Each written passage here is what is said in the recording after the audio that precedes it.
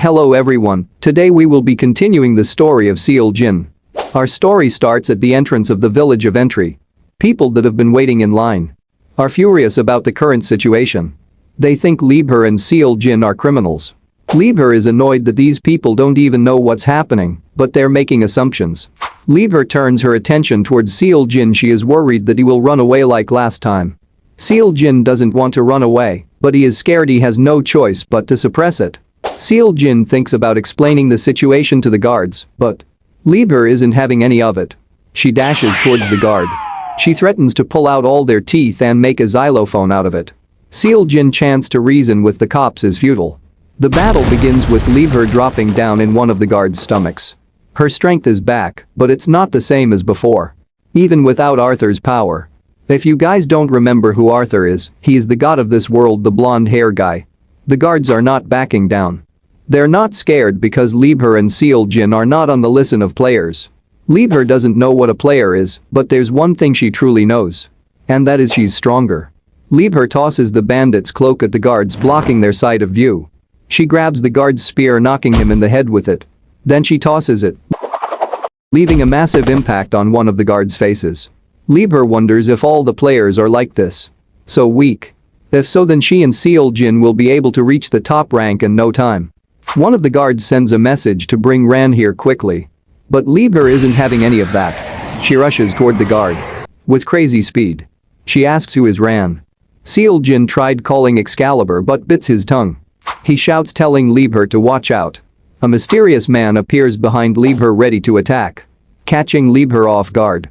Seal Jin thinks quickly and calls out Liebherr's name, summoning her.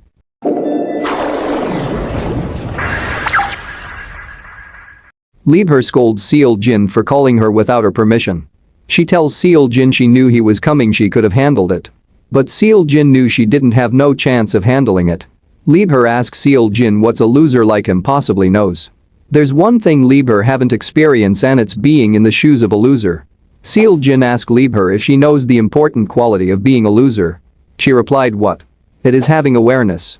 It's similar to a prey hiding from its predator. Seal Jin always avoids students in his class that looks dangerous. And so, his awareness is telling him that guy is dangerous. He will not miss next time. He is Ran class defender. Seal Jin is afraid after seeing what Ran did with just a piece of clothing. Liebherr warns Seal Jin about the clothing Ran has. One hit from it and it's over. Seal Jin already knows that. He's freaking scared. He won't run away, he needs to fight back. In the mix of battle, Seal Jin wonders why Liebherr is so heavy. Even standing straight is difficult for him. Seal Jin only has 2 minutes before his power deactivates, and he faints. He brings back up the same question, do we have to fight? Liebherr is irritated. Seal Jin asks Liebherr if their only choice is to fight. Liebherr is still confused. Seal Jin explains their priority is to climb the tower and face Nagi, the number 1 player. If they fight now, it will be difficult to enter the tower. Liebherr asks Seal Jin what he wants to do. They can't just stand here. Suddenly Ran attacks again, but this time a huge hand appears. Ran explains the reason they will be sentenced to jail. Attack on the gates, interference with the law, and attempted homicide. Ran grabs Seal Jin with his clothes. They will be given the death penalty for their actions. Seal Jin is speechless. It feels like they're the last people on this earth. Such a strong presence. These are the people he's up against when he finally enters the tower. A player. Liebherr asks Seal Jin if he is alright. He can't even move a muscle. Seal Jin finally frees himself from Ran bindings. Ran gets ready to attack. Seal Jin is done worrying about casualties. It's a life or death situation right now. There are no more options.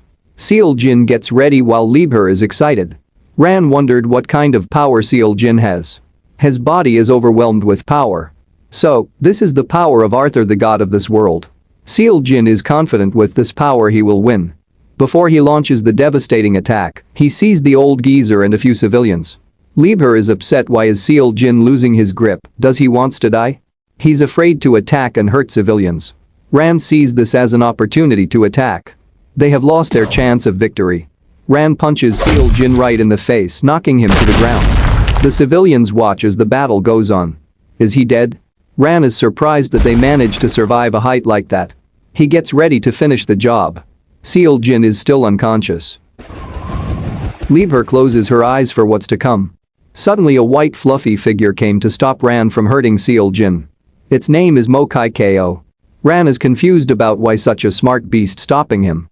Even the spectators are confused as to why a mystical beast is interfering with the battle. This is the first time this has happened. Ran decides that enough and stops the battle. Ran doesn't like the way Lieber looks at him. So, he slaps her in the face, knocking her out.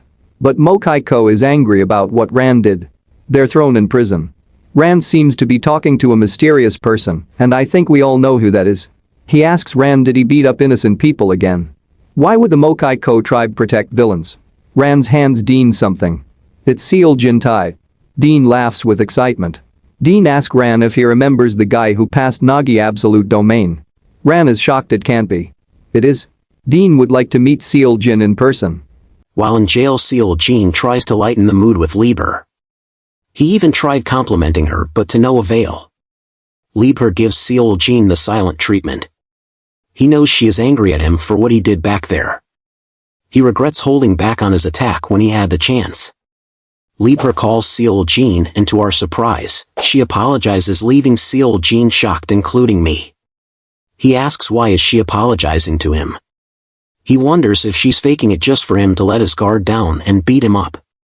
The reason for Lieber's apology is that she was the one that started the fight while dragging Seal Jin into it. Lieber won't just say sorry, she will also take responsibility for her actions. She wants Seal Jin to hit her, but Seal Jin has other plans. He wants to call Excalibur Lieber as a nickname.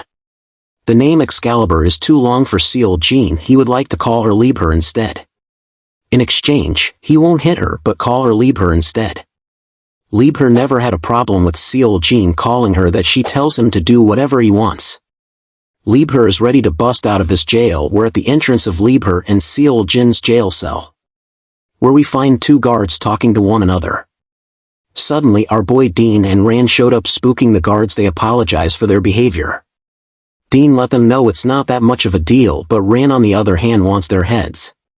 Suddenly we see an explosion coming from Seal Jin and Lieber's cell. We see Lieber sprinting with Seal Jin on her shoulder. Ran uses his power to make their clothes heavier. We finally get some more details about Ran's abilities. Once he marks someone with his abilities, he can manipulate their clothes for at least half a day. Seal Jin tells Ran he only came to the village of entry to participate in the tower. Ran tells Seal Jin he should just give up. There are plenty of players that are participating in the tower, and Seal Jin isn't even a match for him. But what Ran doesn't know is telling a protagonist to give up only makes them stronger. Dean appears and greets Seal Jin. Seal Jin remembers him. He's from the Colosseum. His name is Dean, and he is the king of the village of entry. Seal Jin thinks he's gonna have to fight Dean, the number 2 player. But before he could ask what are they planning, he faints while Dean has a creepy smile on his face. We jump to Seal Jin in bed getting his hair done. Trying to figure out what's happening, some kids started to roast Seal Jin for no reason. We see Lieber enjoying her time at this mysterious place. Seal Jin asks what's going on and where are they. But Lieber has no clue either. Seal Jin is in a hurry to escape from this place. And in the midst of the conversation, he badmouths Dean and Ran, calling them monsters. Ran overheard their conversation. And he doesn't look happy. Ran came to tell Lieber and Seal Jin that Dean would like to speak to them. They have arrived at Dean's location.